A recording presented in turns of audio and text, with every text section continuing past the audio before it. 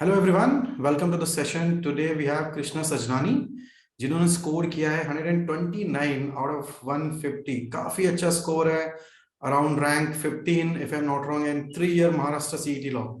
सो congratulations Krishna, lakh lakh thank बधाई you आपको। Sir. सो अब बताइए, आपको कैसा लग रहा है? जब आपने रिजल्ट देखा तो आपको कैसा लगा? ऑनेस्टली सर, एक्सपेक्ट किया था अच्छा स्कोर आएगा बट इतना अच्छा एक्सपेक्ट नहीं किया था। मेरे लिए एक प्लेजेंट सरप्राइज था स्कोर देखना। मुझे बस इस बार ऐसा एग्जाम देना था, आगे जो होगा देखा जाएगा वाला सिनेरियो था मेरा। तो मैं जैसे ही स्कोर कार्ड मैंने देखा, 2 बार क्रॉस चेक किया, मेरा ही नाम है ना 129। फिर एक एक मोमेंट के बाद वो अपने आप प्रोसेस हुआ और घर वालों ने बधाइयाँ दी ऑफ कोर्स। और फिर बहुत ऐसा खुशी का तो पल था और मजा भी आया बहुत। इतना मेहनत सफल हुई वाली फीलिंग आई। यस। एंड मेरे को जहां तक पता है, हम लोग 2020 से कनेक्टेड हैं, जी 2020 से नहीं, क्योंकि आपने जी पहले सर। 5 इयर्स के लिए अप्लाई किया था और आपने अच्छा स्कोर भी लाया था। इफ आई एम जी not sir. Wrong, 231 all India आपका रैंक था, if I am not wrong. ठीक है, तो जी सर, 231 लग आपका वही रैंक टू। था। जी जी सर, ठीक है, लगभग बट वही टू। वो I think round 1 and round 2 में हो नहीं पाया था। आईएलएस जो आपका ड्रीम कॉलेज था और अभी भी ड्रीम कॉलेज है। तो सर मेरा राउंड 1 में मुझे प्रवीण गांधी अलॉट हुआ था। हम्म। राउंड 2 में अ, तब क्योंकि कोविड का सिनेरियो ऐसा था, मुझे जीएलसी और आईएलएस दोनों से ऑफर आया था। आईएलएस वालों ने मुझे 11 बजे सुबह फ़ोन किया और कहा कि 4 बजे तक रिपोर्ट करो। और वो लोग एक दिन का भी एक्स्ट्रा टाइम देने को तैयार नहीं थे, दोनों कॉलेजेस। और वो लोग को ये उनके अपैरेंटली सेल के रूल्स के मुताबिक स्टूडेंट को वहाँ होना चाहिए।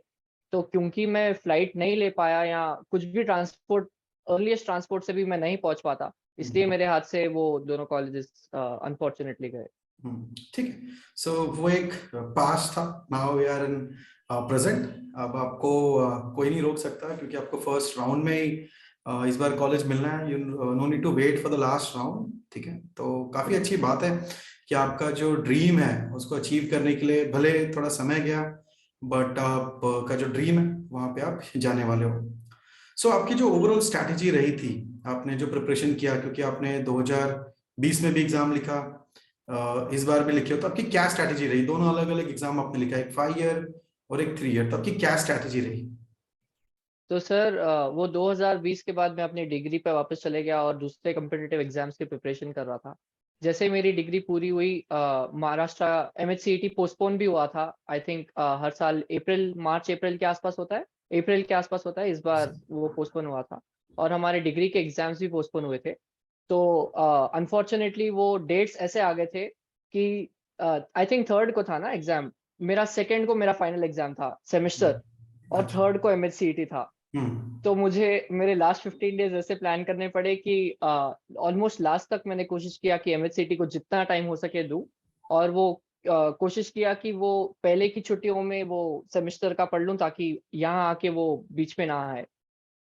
तो मैंने पहले करंट अफेयर्स पे फोकस किया, क्योंकि वो करने को टाइम लगता है और बहुत एग्जॉस्टिंग हो जाता है। तो पहले करंट अफेयर्स पे फोकस करके फिर मैं कॉन्सेप्ट्स को जितना हो सके उतना, जो कॉन्सेप्ट्स मेरे वीक लग रहे थे या जिस पे मुझे लग रहा था कि मुझे और थोड़ा करना पड़ेगा, उनको एक एक करके उठाया। पहले करंट अफेयर्स पे फोकस किया। Okay. So how be Educare help you, क्योंकि हम 2020 से कनेक्टेड हैं। मुझे याद जी है जब आपका आईएलएस से आपको फोन आया था, हमने बातें की थी उस टाइम से। तो अभी तक आपकी जर्नी कैसी रही है बी एडुकेयर के साथ? मुझे आपको थैंक यू बोलना है पर्सनली। मैंने जब भी आपको कांटेक्ट करने की कोशिश करी वो सफल रहा, और आपने जितना हो सके मुझे हेल्प किया। और इसके अलावा जो टेस्ट सीरीज आप लोग की थी वो मुझे काफ़ी काम आई, एंड लगभग उसी उसी नमूने की एग्जाम पेपर भी वैसे ही था, उस नमूने का ही था। और जो आपने सेट किया था अपना, मॉक पेपर्स जैसे हमारे थे, और सेम लेवल का ही पेपर था, तो मुझे उतना सोचने की ज़रूरत नहीं पड़ी। इसके अलावा मैंने 1-2 और टेस्ट सीरीज़ ली थी, and it all added up and helped me get through. Perfect. So आने वाले जो फ्यूचर एस्पिरेंट्स हैं, जो लोग नेक्स्ट ईयर एग्जाम लिखेंगे 2023 में या फिर 24 में, उनके लिए आपके जी। पास क्या टिप्स है? आप उनको क्या एडवाइस देना चाहेंगे as a topper of this exam? Sir पहली बात मैं खुद को टॉपर मानना नहीं चाहूँगा। मैं एक नॉर्मल बैक बेंचर टाइप ऐसा कॉन जिनको इन कॉन्सेप्ट्स का इंटरेस्ट रहता है उन बच्चों में से आता हूँ। तो मैं बस इतना ही कहूँगा कि अगर इफ यू आर स्टार्टिंग, क्योंकि मैंने 5 ईयर किया था तो I had a certain background ये एग्जाम के लिए। तो अगर अभी से ही समझो पहली बार कोई डायरेक्टली 3 ईयर का दे रहे हैं या सोच रहे हैं तो मेरे हिसाब से तो जितना जल्दी शुरू करे उतना अच्छा। लास्ट ईयर लास्ट 2 सेमेस्टर्स में उस क्योंकि हमको कॉन्सेप्ट्स को परफेक्ट करने में ही काफ़ी टाइम लग जाता है। तो समझिए कि 3rd ईयर के फर्स्ट सेमेस्टर में कॉन्सेप्ट्स पढ़ लिया आराम से सेमेस्टर की पढ़ाई करते-करते, और फिर जैसे-जैसे एग्ज़ाम नज़दीक आ रहा है वैसे टेस्ट सीरीज़ पे फ़ोकस किया और टेस्ट सीरीज़ को एनालाइज़ करके उनके मिस्टेक्स पे और काम कर लिया। तो आई थिंक एग्ज़ाम लिखने तक काफ़ी अच्छा परफ़ॉर्मेंस रहेगा। Okay, perfect. तो काफी अच्छा आपने सजेशन दिया। मैं भी मतलब we also recommend the same thing कि आप जितना अच्छा हो सकता है उतना अच्छे से आपको टाइम मैनेजमेंट करना होता है, क्योंकि 3 इयर्स के जो बच्चे होते हैं मैक्सिमम जो स्टूडेंट्स हैं दे आर लाइक अपनी एक डिग्री तो ले ही रहते हैं, दूसरी डिग्री की तैयारी कर रहे हैं। काफी सारे वैसे बच्चे होते हैं जो वर्किंग होते हैं, वर्किंग प्रोफेशनल्स होते हैं। सो आपको राइट, दोनों ही चीज अच्छे से मैनेज करना होता है, तो it's all about time management. And अगर आप वो बैलेंस बना के चल रहे हो तो डेफिनेटली आप अच्छे से पढ़ाई कर सकते हो, and you have to focus on each and every subject. ठीक है। सो काफी अच्छा लगा कृष्णा आपके साथ बात करके। हमारी जो सारी बेस्ट विशेस हैं वो आपके साथ हैं कि आपको फर्स्ट थैंक राउंड यू में ही, सर। आई होप आपने फॉर्म, कैप राउंड का जो फॉर्म है वो आपने भर दिया है, एंड आपका फर्स्ट राउंड के अंदर ही आपका जो सिलेक्शन है वो हो जाए, और आप इस बार कॉलेज टाइम पे पहुंच के आपकी जो एडमिशन फॉर्मेलिटीज हैं उसको आप कंप्लीट कर लो। एंड आप, हम एक और वीडियो हो सके तो बनाएं कि भाई लाइफ इन आईएलएस कैसा चल रहा है आईएलएस के अंदर। ठीक है। Thank you sir.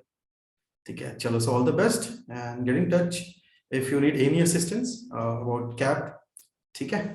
सो मेरी तरफ से आपकी पूरी टीम को बहुत-बहुत शुभकामनाएँ। आपके बहुत बहुत सारे थैंक यू। स्टूडेंट्स बहुत अच्छा परफ़ॉर्म करे हैं और मैं भी उनमें से एक हूँ। टाइम एंड अगेन मैं आपके पास आया और मुझे हेल्प मिली, तो उसके लिए बहुत-बहुत शुक्रिया most and welcome, hope most to keep in touch. Thank you so much. Welcome. चलो, thank you and wish you all the very best. Thank you. Thank you sir. Thank you.